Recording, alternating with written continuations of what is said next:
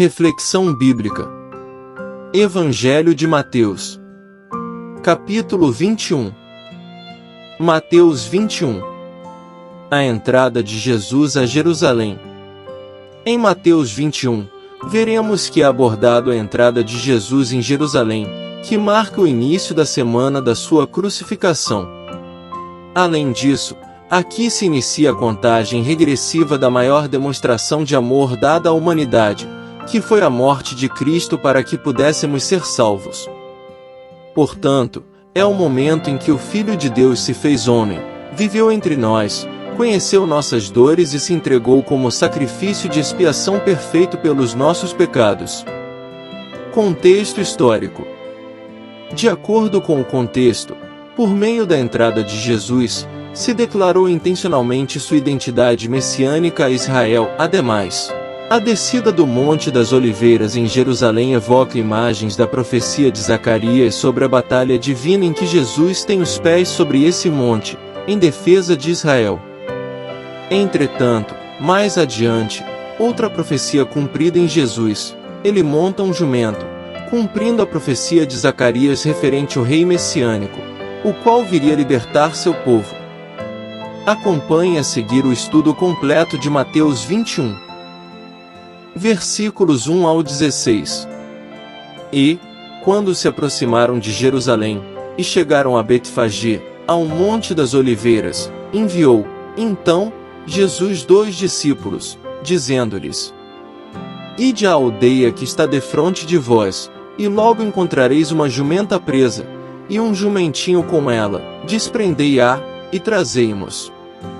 E, se alguém vos disser alguma coisa, direis que o Senhor os admister, e logo os enviará. Ora, tudo isto aconteceu para que se cumprisse o que foi dito pelo profeta, que diz: Dizei à filha de Sião: Eis que o teu rei aí te vem, manso, e assentado sobre uma jumenta, e sobre um jumentinho, filho de animal de carga. E, indo os discípulos, e fazendo como Jesus lhes ordenara, trouxeram a jumenta e o jumentinho, e sobre eles puseram as suas vestes, e fizeram-no assentar em cima.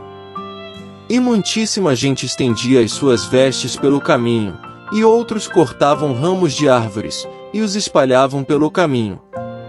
E a multidão que ia adiante, e a que seguia, clamava, dizendo: Hosana ao filho de Davi, bendito o que vem em nome do Senhor. Hosana nas alturas. E, entrando ele em Jerusalém, toda a cidade se alvoroçou, dizendo: Quem é este?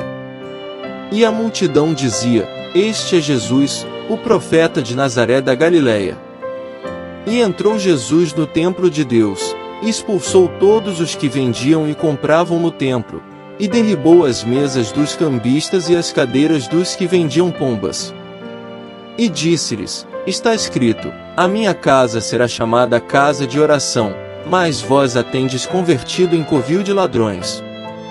E foram ter com ele no templo cegos e coxos, e curou-os. Vendo, então, os principais dos sacerdotes e os escribas as maravilhas que fazia, e os meninos clamando no templo: Hosana ao filho de Davi, indignaram-se. E disseram-lhe: Ouves o que estes dizem? E Jesus lhes disse: Sim, nunca lestes?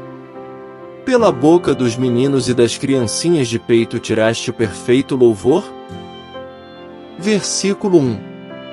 Jesus envia 2 discípulos. O Monte das Oliveiras era um extenso morro no lado oriental de Jerusalém. Ele foi mencionado em Zacarias 14 verso 4, e rabinos antigos interpretaram o texto como se referindo ao Moriá, Mateus 24 verso 3. Betfagé era uma pequena vila na encosta dessa colina. Versículos 2 e 3. Jesus pediu que trouxessem um jumentinho.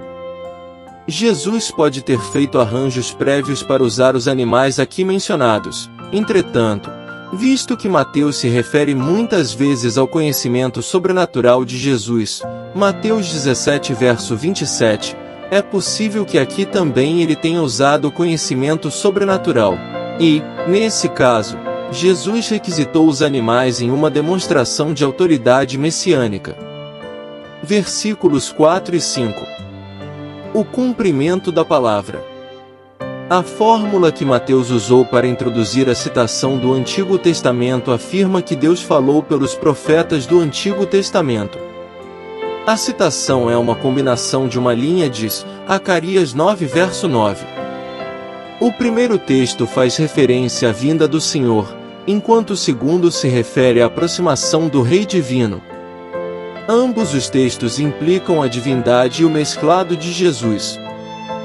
Versículos 6 e 7. O jumento foi trazido para Jesus. A jumenta foi conduzida ao lado de seu indomado jumentinho a fim de acalmá-lo. As vestes dos circunstantes foram colocadas nas costas de ambos os animais, servindo de selas decorativas improvisadas. As palavras, "e eles o colocaram em cima", refere-se a Jesus sentando-se nas vestes, e não a ter ele montado ambos os animais simultaneamente. Versículo 8. A multidão espalha as vestes. O ato de espalhar vestes e ramos no caminho de Jesus relembra o modo pelo qual reis entravam em suas cidades reais, segundo Reis 9 verso 13. Versículo 9. Palavras de celebração.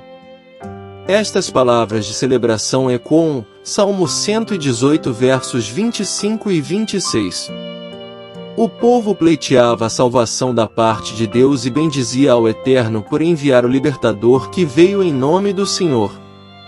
Versículos 10 ao 12. Jesus, o profeta de Nazaré. Visto que a moeda romana circulante possuía imagens idólatras estampadas, o templo aceitava apenas moedas tírias, livres de idolatria. Os cambistas trocavam moedas pagãs pela moeda aceita, mediante uma remuneração. Os mercadores vendiam animais sacrificiais para aqueles que tinham viajado longas distâncias. As pombas eram sacrificadas por peregrinos pobres que não podiam arcar com as despesas de um cordeiro. Levíticos 5 verso 7.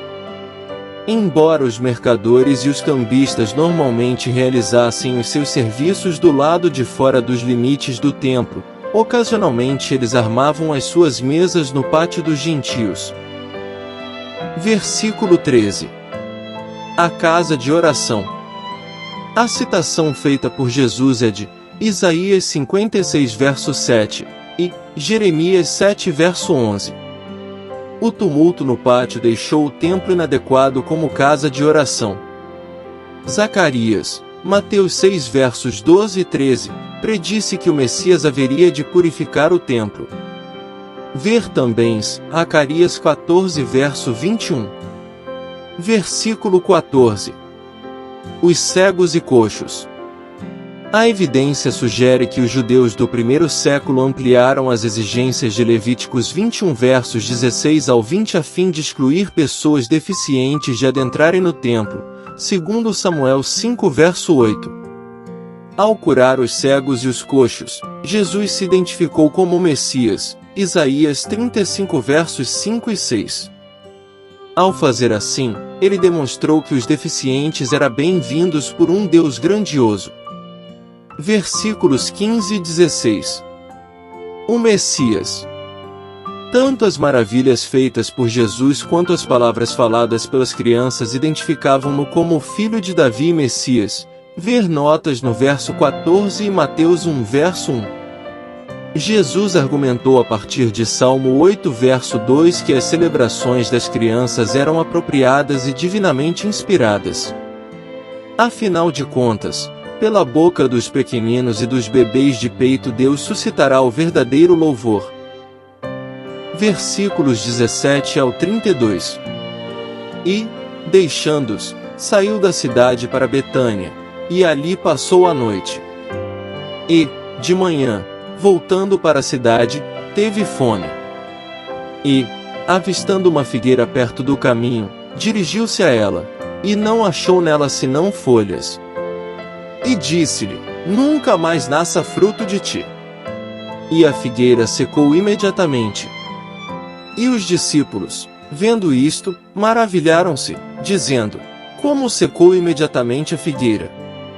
Jesus, porém, respondendo, disse-lhes: em verdade vos digo que, se tiverdes fé e não duvidardes, não só fareis o que foi feito à figueira, mas até se a este monte disserdes: ergue-te, e precipita-te no mar, assim será feito.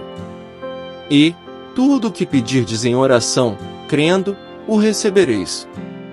E, chegando ao templo, acercaram-se dele, estando já ensinando, os príncipes dos sacerdotes e os anciãos do povo, dizendo: com que autoridade fazes isto? E quem te deu tal autoridade? E Jesus, respondendo, disse-lhes: eu também vos perguntarei uma coisa, se me disserdes, também eu vos direi com que autoridade faço isto. O batismo de João, de onde era? Do céu, ou dos homens? E pensavam entre si, dizendo: se dissermos, do céu, ele nos dirá: então por que não o crestes? E, se dissermos, dos homens, tememos o povo, porque todos consideram João como profeta. E, respondendo a Jesus, disseram: não sabemos. Ele disse-lhes: nem eu vos digo com que autoridade faço isto. Mas, que vos parece? Um homem tinha 2 filhos, e, dirigindo-se ao primeiro, disse: filho, vai trabalhar hoje na minha vinha. Ele, porém, respondendo, disse: não quero. Mas depois, arrependendo-se, foi. E, dirigindo-se ao segundo, falou-lhe de igual modo. E, respondendo ele, disse: eu vou, Senhor, e não foi. Qual dos 2 fez a vontade do Pai? Disseram-lhe eles: o primeiro. Disse-lhes Jesus: em verdade vos digo que os publicanos e as meretrizes entram adiante de vós no reino de Deus. Porque João veio a vós no caminho da justiça, e não o crestes, mas os publicanos e as meretrizes o creram. Vós, porém, vendo isto, nem depois vos arrependestes para o crer. Versículos 17 ao 19. Jesus vai para Betânia. Em seu caminho de Betânia e Jerusalém, Jesus passou novamente por Betfagé, a casa de figos verdes. Verso 1. À luz de Miqueias 5 verso 7, a figueira infrutífera simboliza a improdutividade moral de Israel. A maldição da árvore preveniu a respeito do julgamento futuro de Deus contra Jerusalém e seu templo. Versículos 20 ao 22. Tudo o que pedires em oração com fé, recebereis. Os discípulos de Jesus aparentemente não tomaram conhecimento do significado simbólico do milagre de Jesus e se concentraram apenas no poder de sua ordem. Embora este monte pudesse ser uma referência ao Monte das Oliveiras, Zacarias 14 verso 4, ou ao Monte do Templo, ele provavelmente referia ao poder de Deus para fazer coisas humanamente impossíveis em resposta à oração. 1 Coríntios 13 verso 2. Versículos 23 ao 27. A autoridade de Jesus. João Batista dissera que o Messias derramaria o Espírito transformador sobre seus discípulos e puniria os impenitentes com o julgamento de fogo. Ver notas em Mateus 3 verso 11. João também identificara Jesus como o prometido Messias. Ver nota em Mateus 3 verso 14. A admissão de que João era um profeta requereria dos líderes judeus que reconhecessem também a autoridade de Jesus. Versículos 28 ao 32. Vos arrependestes para crerdes. O Pai aqui simboliza Deus. O primeiro filho simboliza os pescadores notórios como publicanos e prostitutas que inicialmente se rebelam contra a vontade do Pai, mas depois se arrependem e obedecem. O outro filho representa os principais sacerdotes e os anciãos que prometem obediência a Deus, mas que nunca cumpriram o seu compromisso. Versículos 33 ao 46. Ouvi, ainda, outra parábola. Houve um homem, pai de família, que plantou uma vinha, e circundou-a de um valado, e construiu nela um lagar, e edificou uma torre, e arrendou-a a uns lavradores, e ausentou-se para longe. E, chegando o tempo dos frutos, enviou os seus servos aos lavradores, para receber os seus frutos. E os lavradores, apoderando-se dos servos, feriram um, mataram outro, e apedrejaram outro. Depois enviou outros servos, em maior número do que os primeiros, e eles fizeram-lhes o mesmo. E, por último, enviou-lhe seu filho, dizendo: terão respeito a meu filho. Mas os lavradores, vendo o filho, disseram entre si: este é o herdeiro. Vinde, matemo-lo, e apoderemo-nos da sua herança. E, lançando mão dele, o arrastaram para fora da vinha, e o mataram. Quando, pois, vier o senhor da vinha, que fará aqueles lavradores? Dizem-lhe eles: dará afrontosa morte aos maus, e arrendará a vinha a outros lavradores, que a seu tempo lhe deem os frutos. Diz-lhe Jesus: nunca lestes nas Escrituras: a pedra, que os edificadores rejeitaram, essa foi posta por cabeça do ângulo, pelo Senhor foi feito isto, e é maravilhoso aos nossos olhos? Portanto, eu vos digo que o reino de Deus vos será tirado, e será dado a uma nação que dê os seus frutos. E, quem cair sobre esta pedra, despedaçar-se-á, e aquele sobre quem ela cair ficará reduzido a pó. E os príncipes dos sacerdotes e os fariseus, ouvindo estas palavras, entenderam que falava deles. E, pretendendo prendê-lo, recearam o povo, porquanto o tinham por profeta. Versículos 33 ao 39. A parábola da vinha. O dono representa Deus, a vinha representa primeiro Israel, Isaías 5 versos 1 ao 7, em seguida Jerusalém, e depois o reino, os profetas do Antigo Testamento, o Filho, Jesus, em virtude de justiça que lhe demandara e porque eles rejeitaram e mataram o seu Filho, Deus os destruiria, tiraria deles o seu reino, e o confiaria aos discípulos de Jesus. Versículos 40 ao 46. O reino de Deus é para aqueles que dão frutos. Jesus citou o Salmo 118 versos 22 e 23, o mesmo salmo do qual as pessoas descritas em Mateus 21 verso 9 tiraram suas expressões de louvor.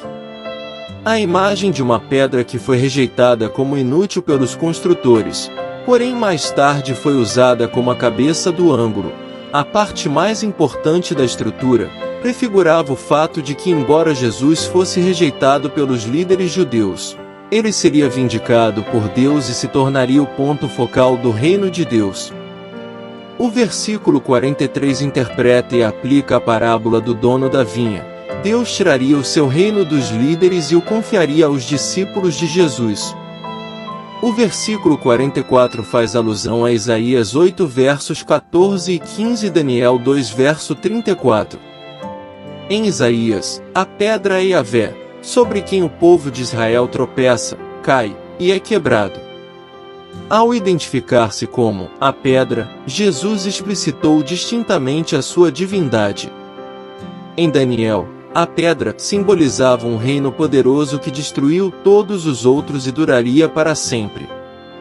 Deste modo, a alusão ao Antigo Testamento descreve a divindade e a realeza de Jesus e a destruição de todos os que o rejeitam. 5 importantes lições que podemos aprender em Mateus 21. A importância da obediência a Deus. A história da entrada triunfal de Jesus em Jerusalém destaca a importância da obediência à vontade de Deus.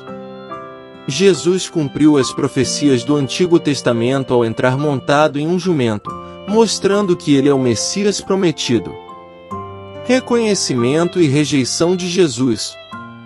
A reação das multidões em Jerusalém varia de louvor e aclamação a rejeição e hostilidade.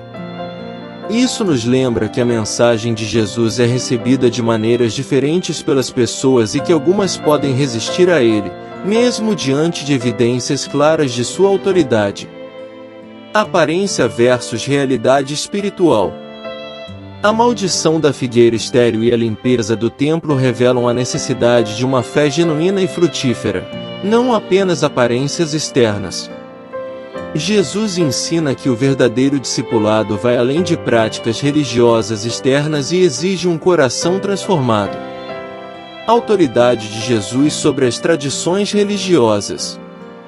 Ao expulsar os vendedores do templo e ensinar no templo, Jesus demonstra sua autoridade sobre as práticas religiosas e tradições estabelecidas. Ele desafia as estruturas religiosas do seu tempo e chama as pessoas a um relacionamento pessoal com Deus. A parábola dos dois filhos. Esta parábola ensina sobre a importância da obediência prática à vontade de Deus. Aqueles que fazem a vontade do Pai são os verdadeiros filhos de Deus, independentemente de sua aparência externa ou posição religiosa.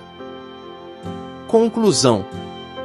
Portanto, após ter sua autoridade questionada pelos líderes religiosos de Jerusalém, o Filho de Deus conta a parábola do retorno do proprietário da vinha.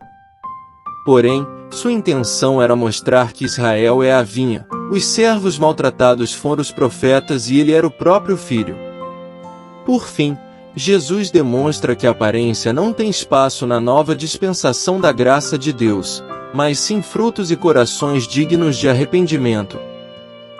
Graça e paz por parte de nosso Deus e Pai, e de nosso Senhor e Salvador, Jesus Cristo, estejam sobre nossas vidas.